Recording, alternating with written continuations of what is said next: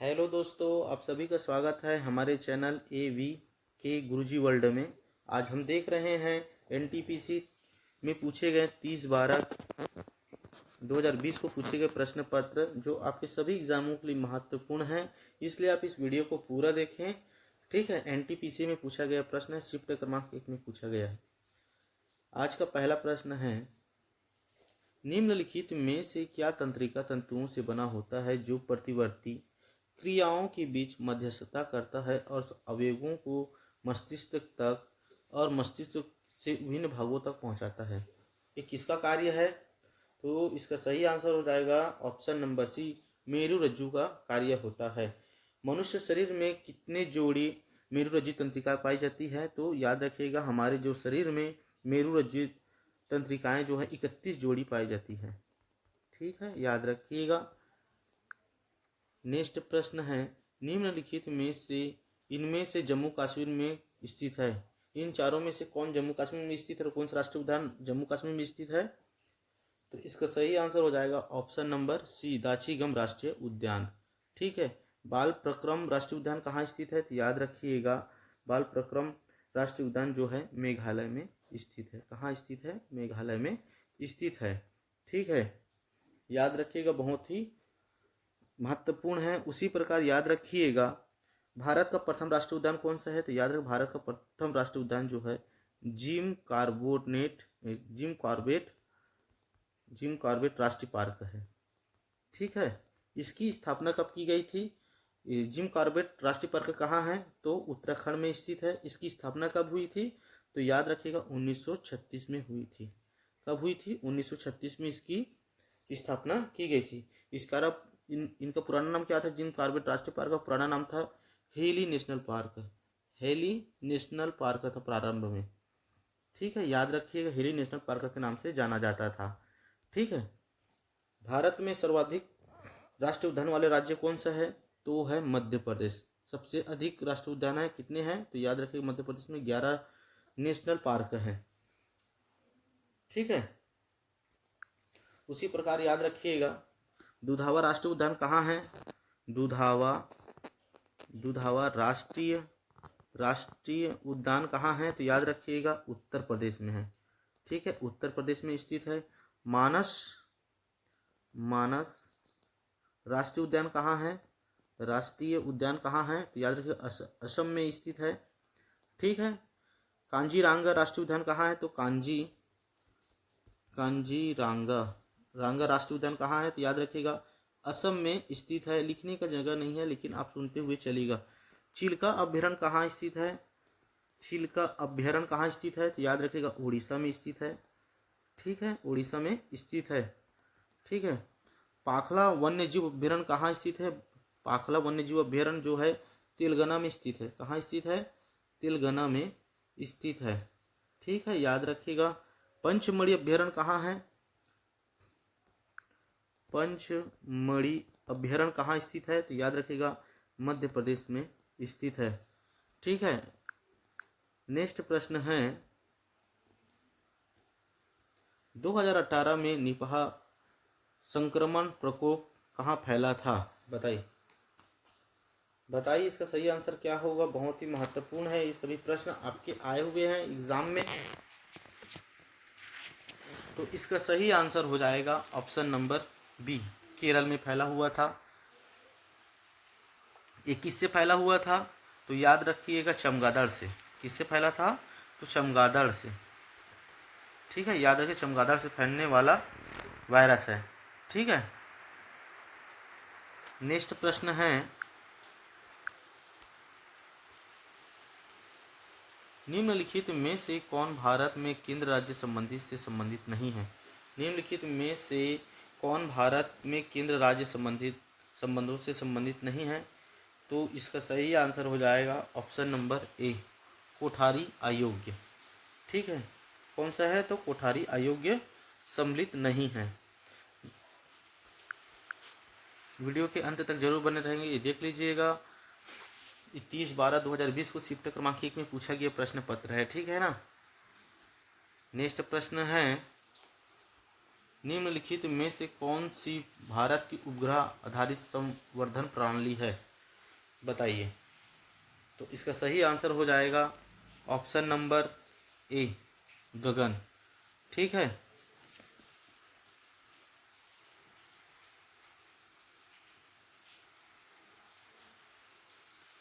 Next प्रश्न है,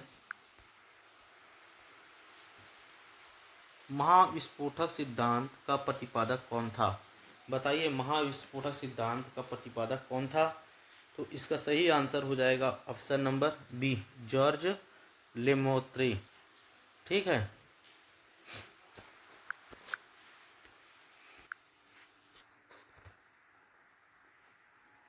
next प्रश्न है 20वां है, सौर प्रभामंडल का प्रक्षेपण और अध्ययन करने हेतु भारत के वैज्ञानिक मिशन को क्या कहा जाता है, बताइए। इसका सही आंसर क्या होगा? तो इसका सही आंसर हो जाएगा option number D, Aditya L1 होता है। ठीक है।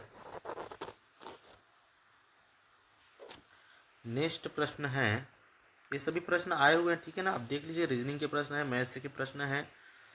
प्रश्न क्रमांक 23 है, 1 किलो बाइट कितने बाइट के बराबर होता है, बताइए। 1 किलो बाइट कितने बाइट के बराबर होता है? तो इसका सही आंसर हो जाएगा ऑप्शन नंबर बी, 1024 बाइट के बराबर होता है। ठीक है। याद रखिएगा, जैसे मैं आपको बता देता हूँ, याद रखिएगा, बहुत ही महत्वपूर्ण है। 1 KB बराबर कितना होता है? 1 KB बराबर होता है 1024 बाइट। कितना होता है? 1024 बाइट होता है। उसी प्रकार 1024 बाइट बराबर होता है, ठीक है, 1024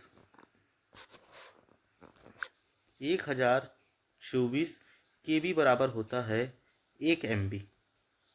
ठीक है, 1 MB होता है। ठीक है। और 1024 MB बराबर होता है 1 GB। ठीक है। और 1 GB मतलब 1024 GB बराबर होता है, याद रखिएगा, 1024 GB बराबर होता है 1 TB।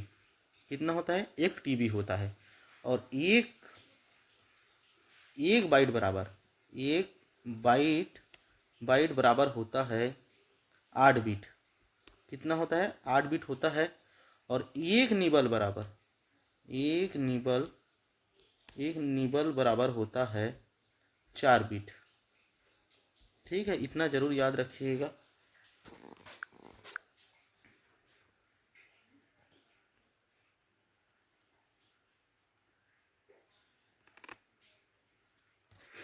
नेक्स्ट प्रश्न है 27, निम्नलिखित में से कौन सी कल्याणकारी योजनाओं की उपलब्धियों को गिनीज वर्ल्ड रिकॉर्ड्स द्वारा मान्यता प्राप्त प्रदान की गई है, बताइए। इसका सही आंसर क्या होगा? तो इसका सही आंसर हो जाएगा ऑप्शन नंबर सी, प्रधानमंत्री जन धन योजना।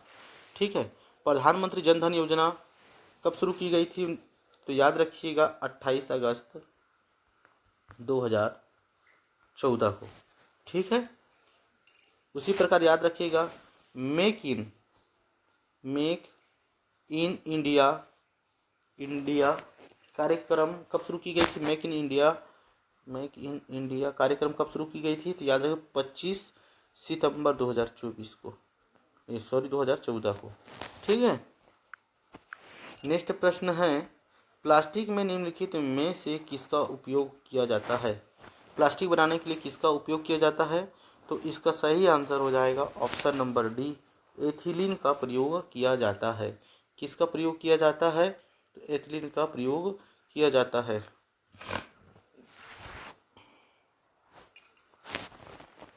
नेक्स्ट प्रश्न है, ये सभी देख लीजिएगा, बहुत ही महत्वपूर्ण है, ये सभी प्रश्न आए हुए हैं। 7E परियोजना निम्नलिखित में से किस क्षेत्र से संबंधित है? 7E परियोजना निम्नलिखित में से किस क्षेत्र से संबंधित है? तो इसका सही आंसर हो जाएगा ऑप्शन नंबर डी, शिक्षा के क्षेत्र से संबंधित है। ठीक है। और इसे कब लॉन्च किया गया था? तो याद रखिएगा 2004 से। ठीक है। नेक्स्ट प्रश्न है, निम्नलिखित में से कौन से राज्य विधान परिषद नहीं है?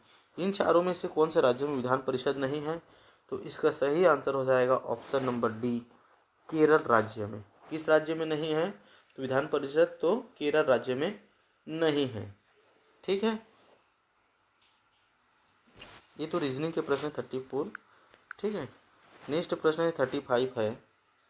निम्नलिखित में से किसे प्राणी जगत के अंतर्गत वर्गीकृत किया जाता है? बताइए इसका सही आंसर क्या होगा? तो इसका सही आंसर हो जाएगा ऑप्शन नंबर बी, मेटाजोआ। ठीक है,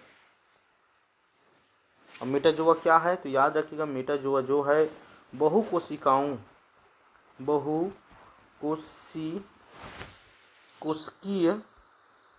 बहुकोशिकीय जानवरों का समूह है। ठीक है, बहुकोशिकीय जानवरों का समूह है मेटाजोआ। ठीक है, नेक्स्ट प्रश्न है, जोजिला टनल प्रोजेक्ट कहाँ स्थित है? बताइए इसका सही आंसर क्या होगा? तो इसका सही आंसर हो जाएगा ऑप्शन नंबर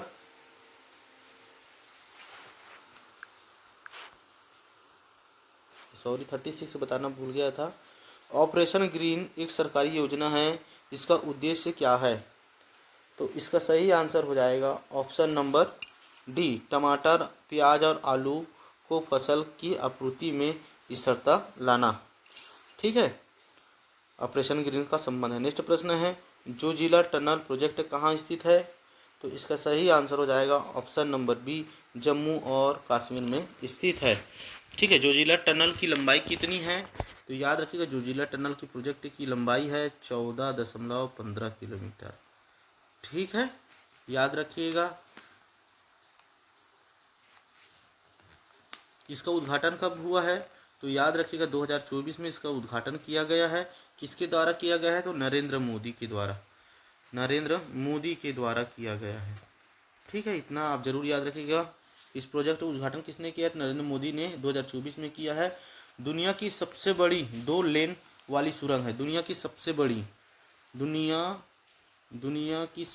2 लेन वाली सुरंग है। 2 लेन वाली सुरंग है।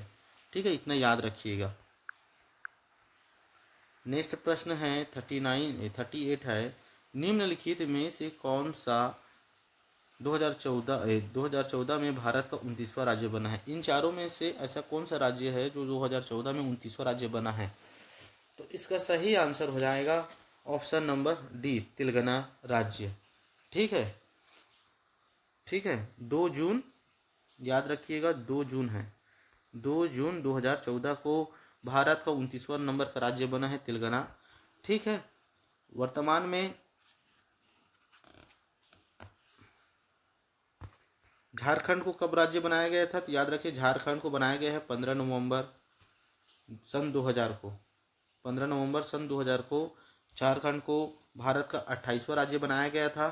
ठीक है, उत्तराखंड को बनाया गया था, याद रखिएगा, 9 नवंबर 2000 को बनाया गया था भारत के 27वां राज्य के रूप में। ठीक है, छत्तीसगढ़ को बनाया गया था, सीजी को बनाया गया था 1 नवंबर 2000 को बनाया गया था भारत के 26वां राज्य। ठीक है, याद रखिएगा 26, 27, 28। ठीक है, और गोवा को कब बनाया गया था? गोवा को कब बनाया गया है राज्य? तो 20 मई को बनाया गया था। 20 मई को बनाया गया था, 20 मई 1987 को। ठीक है, 25वां राज्य बनाया गया था, 25वां नंबर का राज्य है। ठीक है, गोवा कितने नंबर का राज्य है? तो 25वां नंबर का राज्य बनाया गया था। इतना काफ़ी है आपके लिए। प्रश्न क्रमांक 39 है। अक्टूबर 2020 के अनुसार भारत के 15वें वित्त आयोग के अध्यक्ष कौन हैं? तो इसका सही आंसर हो जाएगा option number C, NK Singh. कौन है? NK सिंह।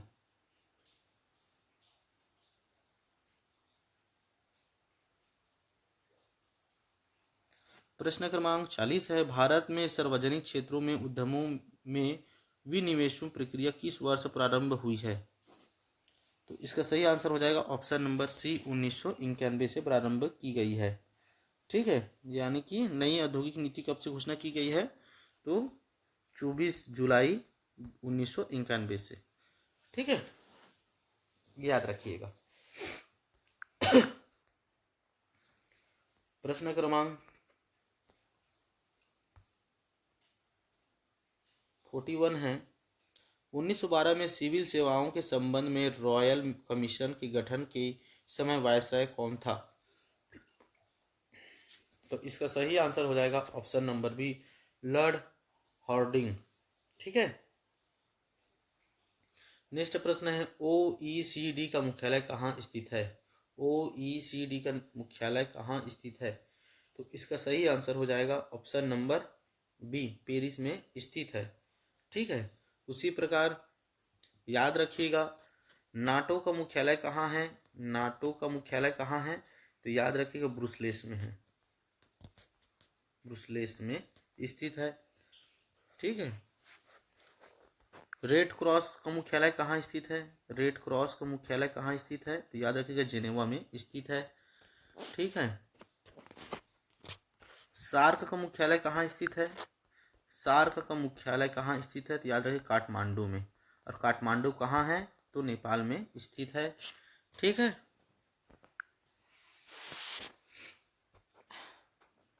नेक्स्ट प्रश्न है, महान साहित्यिक कृति वृक्षम कटिकम का लेखक कौन है? तो इसका सही आंसर हो जाएगा ऑप्शन नंबर बी, शूद्रक। कौन है? शूद्रक जी हैं। ठीक है। पंचतंत्र के लेखक कौन है? पंचतंत्र के लेखक का नाम क्या है? तो याद रखें पंचतंत्र का लेखक है विष्णु शर्मा जी। विष्णु शर्मा जी हैं। ठीक है। याद रखिएगा कादम्बरी का लेखक कौन है? कादम्बरी का लेखक कौन है? जो कादम्बरी पुस्तक है उसके लेखक कौन है? तो याद रखिएगा बाण भट्ट जी हैं। कौन है?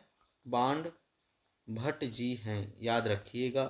ठीक है। उसी प्रकार याद रखिएगा साहित्य लहरी पुस्तक का लेखक कौन है? साहित्य लहरी पुस्तक का लेखक कौन है? तो इसका सही आंसर हो जाएगा हमारे सूरदास जी हैं। ठीक है। साहित्य लहरी का। उसी प्रकार याद रखिएगा प्रेम वाटिका पुस्तक के लेखक कौन है? प्रेम वाटिका पुस्तक के लेखक कौन है? तो रस खान जी हैं। कौन है? रस खान जी हैं। ठीक है। याद रखिएगा बुद्ध चरित्रम का पुस्तक के लेखक कौन है? बुद्ध चरित्रम पुस्तक के लेखक कौन है? तो याद रखिएगा अश्वघोष जी हैं। कौन है? अश्वघोष जी हैं। ठीक है। अगर वीडियो अच्छा लगे तो चैनल को जरूर सब्सक्राइब करें प्रतिदिन प्रीवियस ईयर के क्वेश्चन पेपर वीडियो पाने के लिए। नेक्स्ट प्रश्न है, आनंद वांछनीय है इस दावे के लिए निम्नलिखित में से कौन सी धारणा है? तो इसका सही आंसर हो जाएगा ऑप्शन नंबर बी, हर कोई आनंद की इच्छा रखता है। ठीक है। नेक्स्ट प्रश्न है, भगवान महावीर का मूल नाम क्या था? तो इसका सही आंसर हो जाएगा ऑप्शन नंबर ए, वर्धमान था। ठीक है। क्या था? वर्धमान था।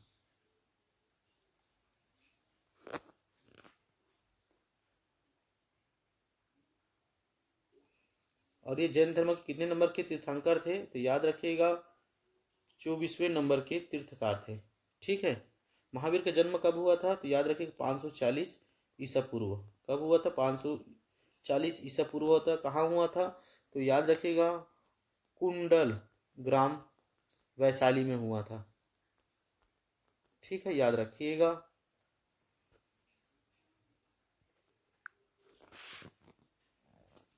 नेक्स्ट प्रश्न है,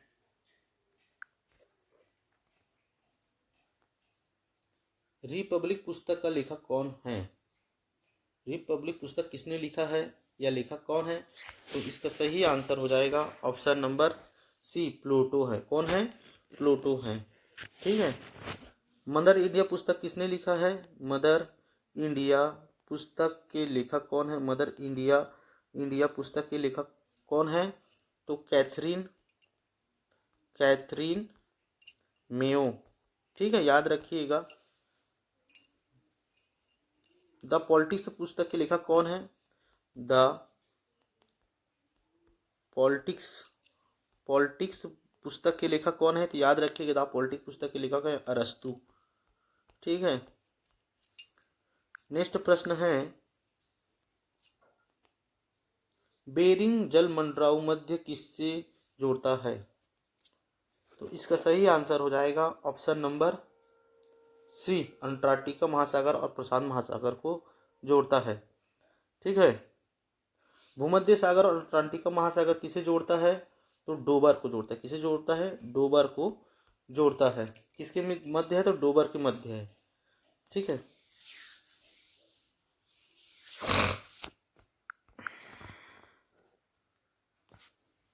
प्रश्न क्रमांक 52 है, निम्नलिखित में से कौन सी एक उपधातु है इन चारों में से?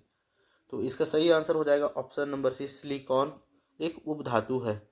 सिलिकॉन का परमाणु क्रमांक कितना होता है? तो याद रखिएगा 14 होता है। ठीक है, द्रव्यमान संख्या कितना होता है इसका? द्रव्यमान संख्या होता है सिलिकॉन का 28 होता है। ठीक है, ठीक है, वर्तमान में उपधातुओं की संख्या कितनी है? तो याद रखिएगा 7 उपधातु है। ठीक है, नेक्स्ट प्रश्न है, तो आया कोई से है। नेक्स्ट प्रश्न है 55 है, किसी चट्टान के नत वलन को क्या कहा जाता है? बताइए, बहुत ही महत्वपूर्ण है। तो इसका सही आंसर हो जाएगा ऑप्शन नंबर ए, अभिनति कहा जाता है। ठीक है, नेक्स्ट प्रश्न है, निम्नलिखित में से कौन सा एक प्राचीन बौद्ध ग्रंथ है? तो इसका सही आंसर हो जाएगा ऑप्शन नंबर सी, अभिधर्म कोश। ठीक है, इसके रचनाकार कौन है? अभिधर्म कोश के रचनाकार कौन है? वसु बंधु जी हैं। कौन है? वसु बंधु जी है, याद रखिएगा।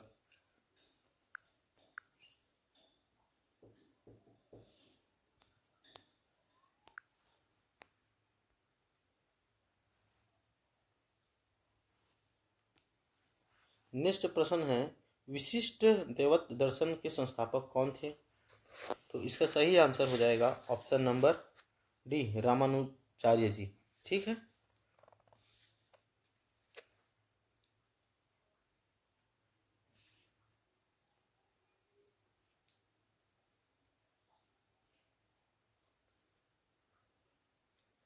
नेक्स्ट प्रश्न है,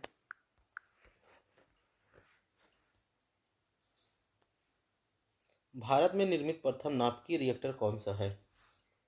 तो इसका सही आंसर हो जाएगा ऑप्शन नंबर डी, अप्सरा है। कौन सा है? अप्सरा है। ठीक है,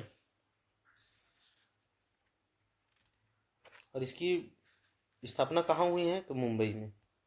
ठीक है, याद रखिए कहाँ हुई है? तो मुंबई में हुई है। इसका निर्माण कब हुआ है अप्सरा का? तो 1956 में। ठीक है, याद रखिएगा।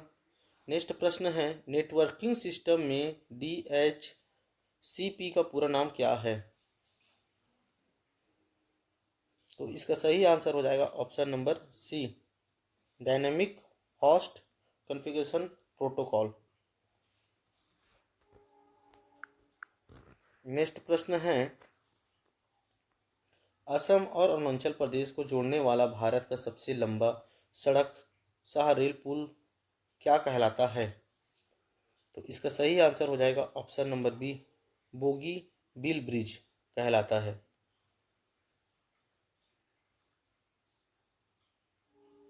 इसकी लंबाई कितनी है? तो याद रखिएगा 4.9494 किलोमीटर है। ठीक है, इस ब्रिज का।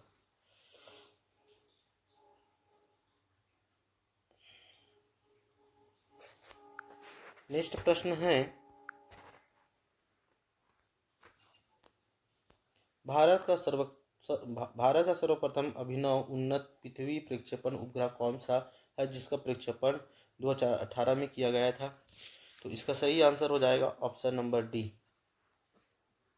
ठीक है, नेक्स्ट प्रश्न है, भारत का कौन सा राज्य सोने का सबसे बड़ा उत्पादक राज्य है? तो इसका सही आंसर हो जाएगा ऑप्शन नंबर बी, कर्नाटक। ठीक है, और दूसरे नंबर का राज्य कौन सा है? तो तेलंगाना है। दूसरे नंबर का राज्य कौन सा है? तेलंगाना है। ठीक है, नेक्स्ट प्रश्न है, 4 प्राकृतिक स्रोत सूचीबद्ध किया गया है, इनमें से 3 किस तरह से समान है और एक असंगत है? ये तो रीजनिंग के प्रश्न है। ठीक है, आप देख लीजिएगा। प्रश्न नंबर 75 है, 2022 में राष्ट्रमंडल खेल कहाँ होगा या हुआ है 2022 का? तो इसका सही आंसर हो जाएगा ऑप्शन नंबर सी, बर्मिंघम में। ठीक है, और कहाँ है बर्मिंघम, कहाँ है तो इंग्लैंड है। ठीक है, याद रखिएगा।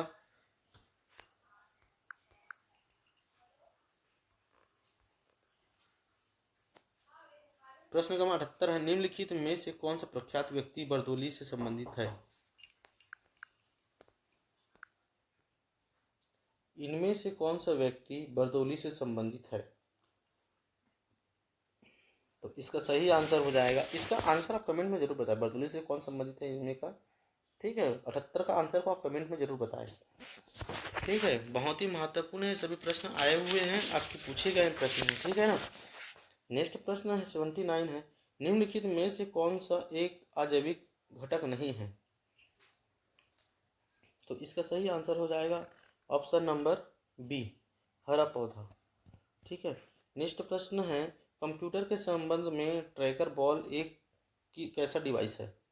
बताइए, कंप्यूटर के संदर्भ में ट्रैकर बॉल एक कैसा डिवाइस है? तो इसका सही आंसर हो जाएगा option number D, input device है। ठीक है। अगर इतना दूर आए हो चैनल में वीडियो में, अगर वीडियो अच्छा लगे तो चैनल को जरूर सब्सक्राइब करें। ठीक है, अपने दोस्तों के बीच में जरूर शेयर करें। नेक्स्ट प्रश्न है, दास वंश की स्थापना किसने की थी? दास वंश की स्थापना किसने की थी? तो इसका सही आंसर हो जाएगा option number B, Qutubuddin Aibak ji ने दास वंश का स्थापना किया था। कब किया था? तो याद रखिए 1206 में। दास वंश की स्थापना 1206 में किया था। और कुतुबुद्दीन ने अपना राज्याभिषेक कब किया था? तो याद रखिएगा, कुतुबुद्दीन ने अपना राज्याभिषेक किया था 24 जून 1206 में ही किया था। ठीक है।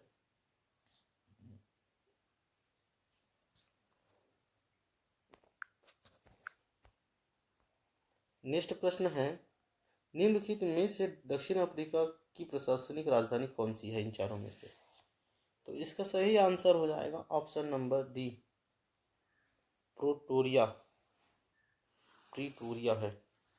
ठीक है, प्रिटोरिया है दक्षिण अफ्रीका की प्रशासनिक राजधानी। नेक्स्ट प्रश्न है 85 है, निम्नलिखित में से कौन अकशेरुकी प्रणाली में शामिल नहीं है? तो इसका सही आंसर हो जाएगा ऑप्शन नंबर डी, सरीसर्प। ठीक है, सरीसर्प जो है इसमें शामिल नहीं है। नेक्स्ट प्रश्न है, सभी मतदाता नागरिक हैं और सभी नागरिक निष्ठावान हैं, निम्नलिखित निष्कर्ष में कौन सा उक्त कथन का पालन करता है? तो इसका सही आंसर हो जाएगा 86 का ऑप्शन नंबर सी, सभी मतदाता निष्ठावान है। ये रीजनिंग के प्रश्न थे। ठीक है, ऐसे तो बनता है। ठीक है, ऐसे डायग्राम करके। नेक्स्ट प्रश्न है, अल्प ज्ञान खतरनाक होता है, यह निर्णय किस कथन पर आधारित है? अल्प ज्ञान खतरनाक होता है, यह निर्णय किस कथन पर आधारित है? तो इसका सही आंसर हो जाएगा ऑप्शन नंबर सी, अपूर्ण जानकारी नुकसानदेह हो सकती है। ठीक है।